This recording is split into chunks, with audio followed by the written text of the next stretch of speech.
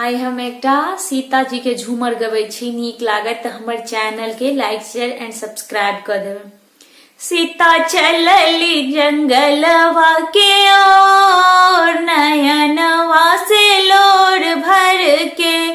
सीता चलली जंगलवा के ओर, नयनवा में नोर भर के।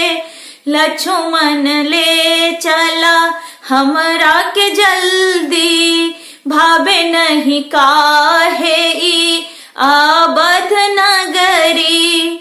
लक्ष्मण ले चला हमरा के जल्दी, भावे नहीं काहे ई आबद नगरी। भावे नहीं काहे ई आबद नगरी। हमरा किस्मत में विपत्ति बाघोर, नयनवा में लोर भर के। सीता चलली जंगलवा के ओर, नयनवा में लोर भर के।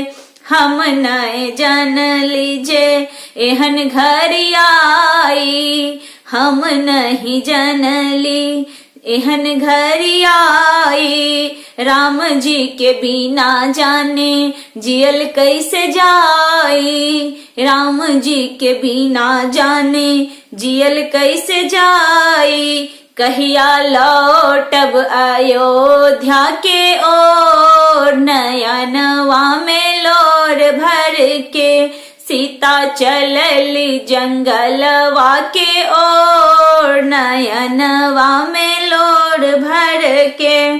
कहलन कौशल्या माता रखी ध्यानवा, कहली कौशल्या माता रखी ध्यानवा।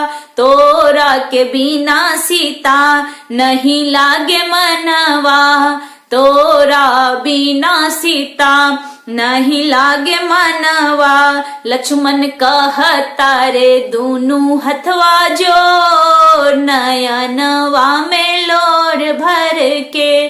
सीता चलली जंगलवा के ओर, नयनवा में लोर भर के।